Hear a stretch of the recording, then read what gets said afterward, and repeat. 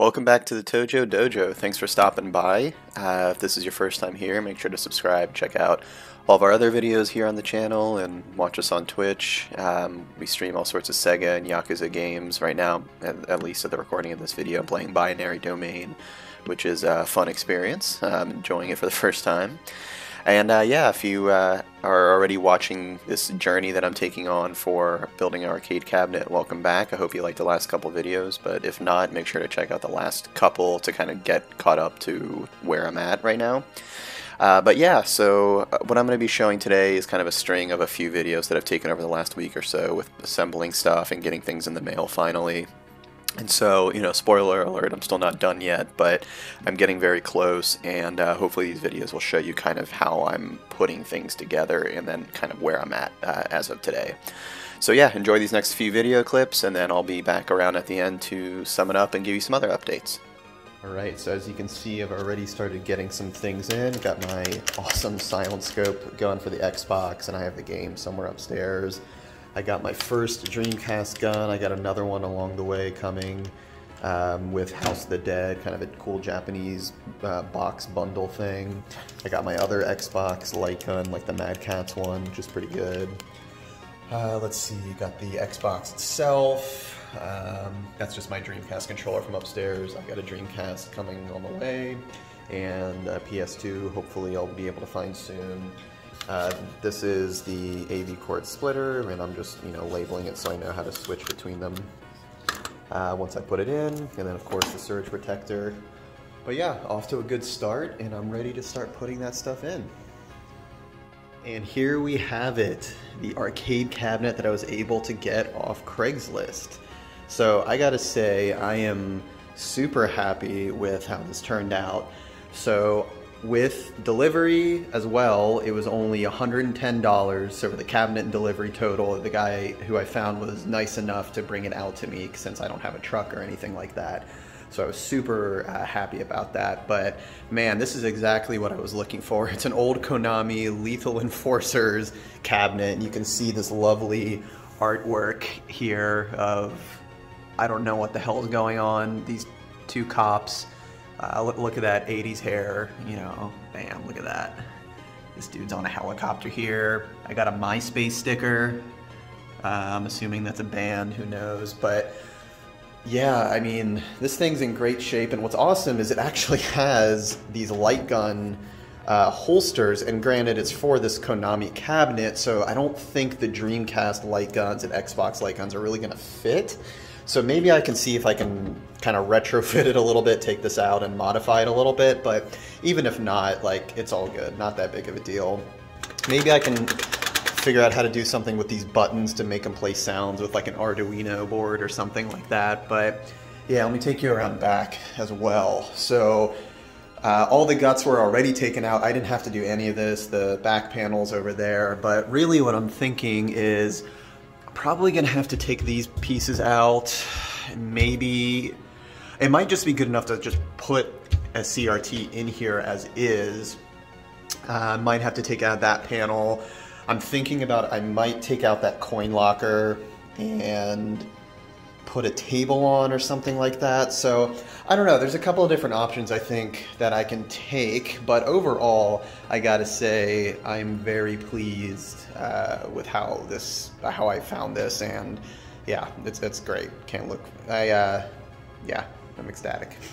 So just a moment ago you saw the first video of how I got the cabinet as it was, and over the last day or so I've been doing some kind of gutting and stripping of the cabinet. So on the front, I kind of took out this metal coin locker cover because, I don't know, I didn't really want it, and I wanted maybe more easier access into here, which I'll get into in just a second.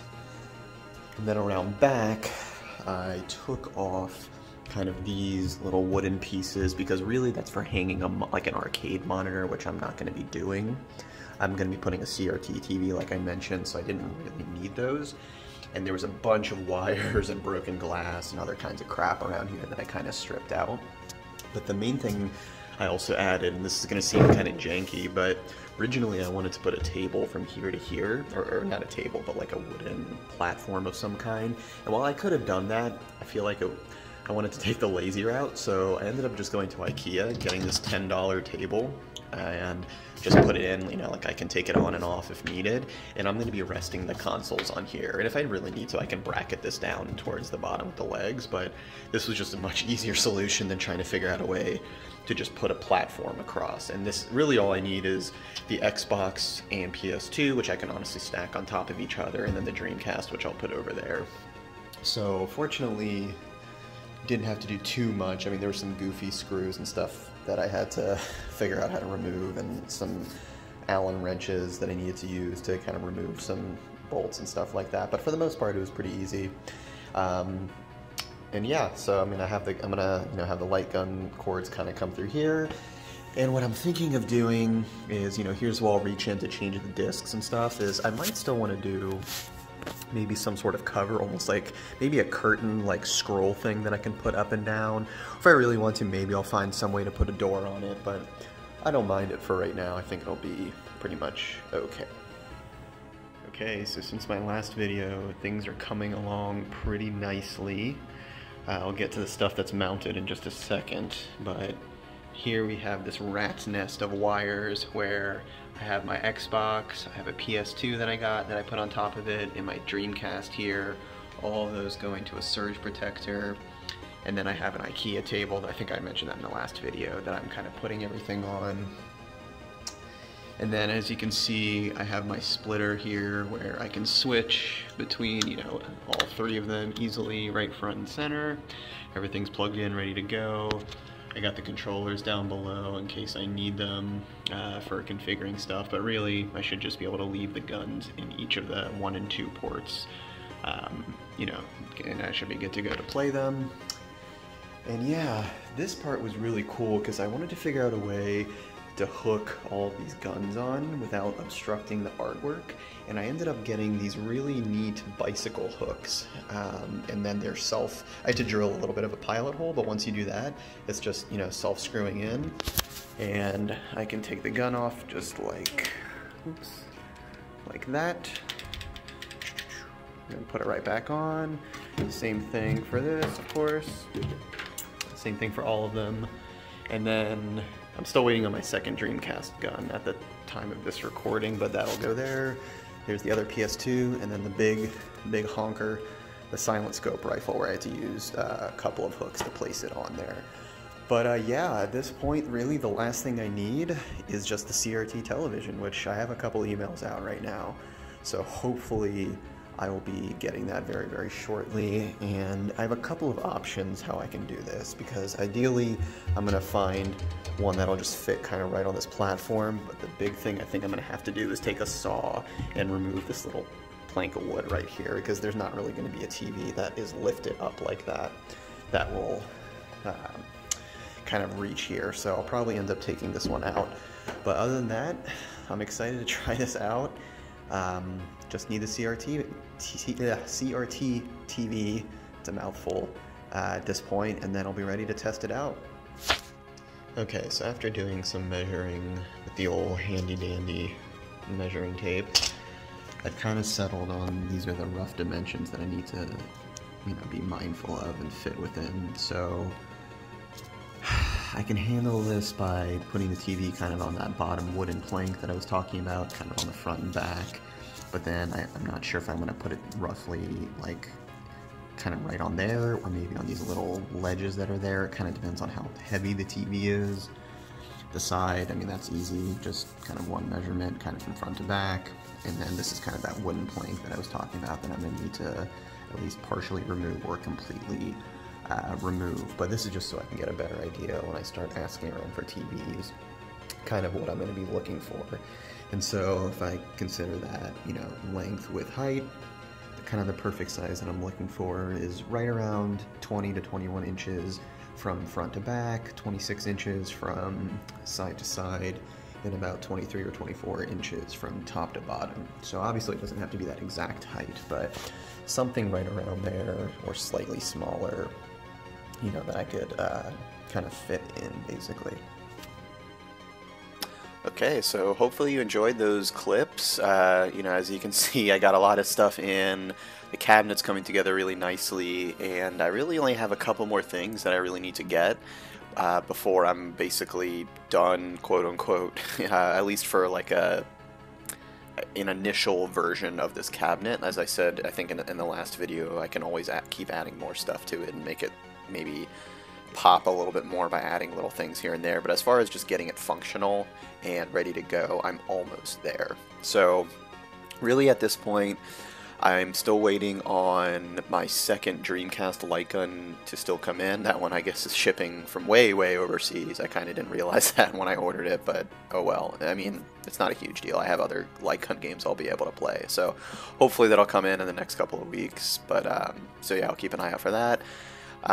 Later today from Amazon, actually, I have a CD case coming in, like a little binder where I can just slip in all my games, because what I don't want to do is have a whole like stack of cases of games just next to it. So I'm going to put those games with kind of the rest of my game collection, but then for the light gun game specifically, I'm just going to get like a little you know, CD DVD binder kind of thing, and I'll just hang it off the side of the cabinet. Maybe I'll install one of my like a bike hook that I still have. There's like one of them that I have remaining in the 10-pack that I got, which once again, those were super helpful, so highly recommend those if you want a quick, easy solution to just hang stuff on a cabinet, and they were like, you know, 10 bucks or something like that.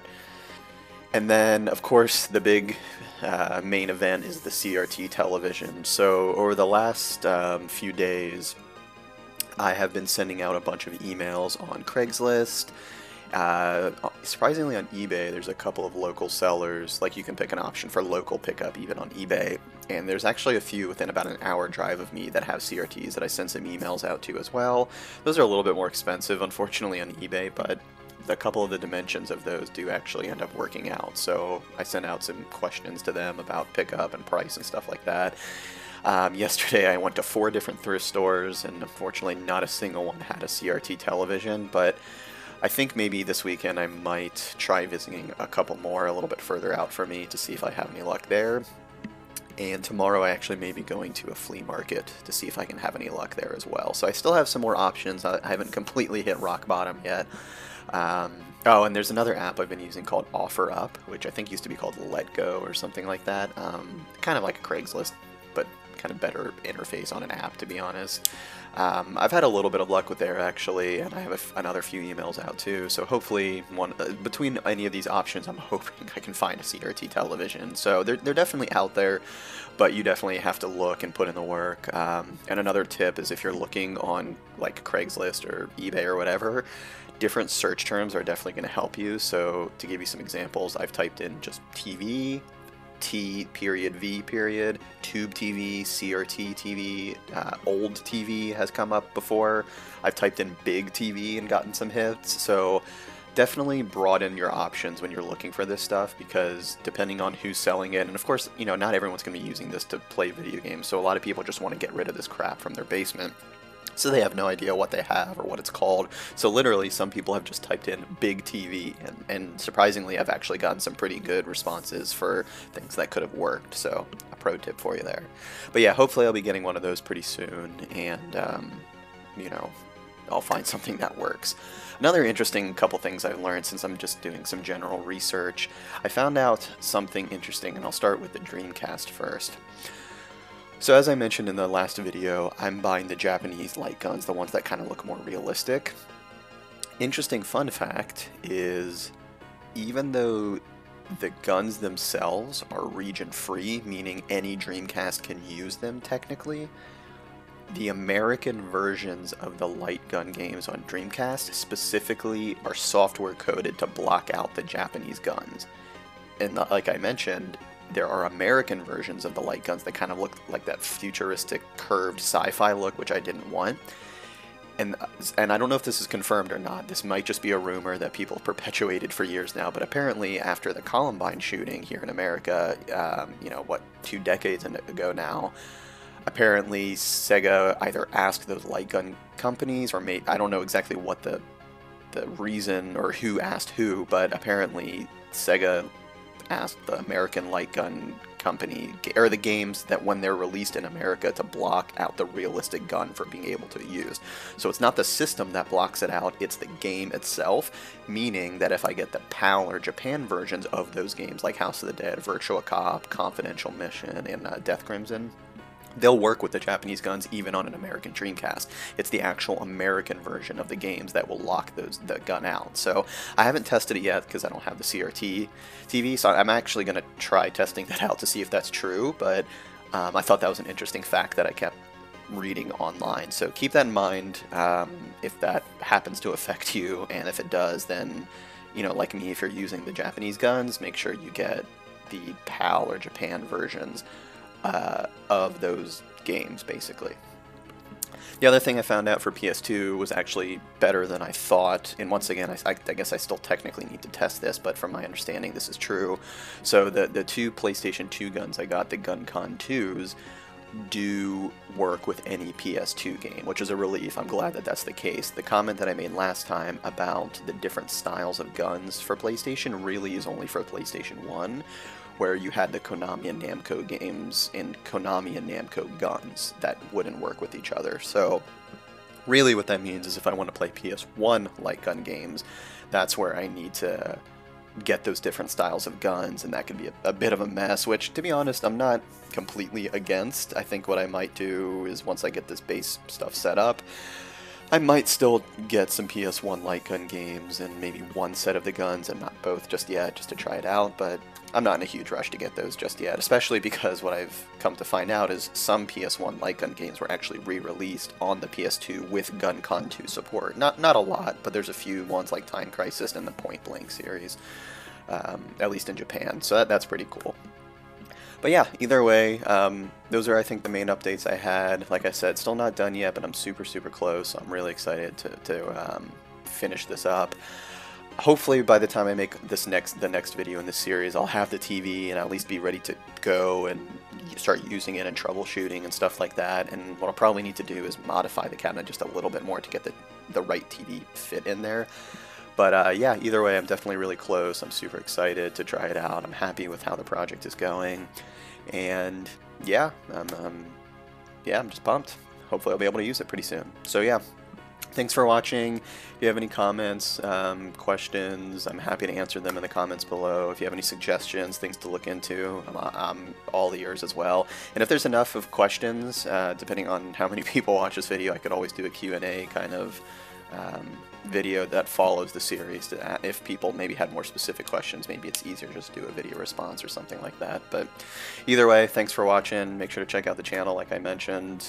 You know, like and comment, subscribe, all that good stuff. And I will see you in the next one. Thanks, everyone. Bye.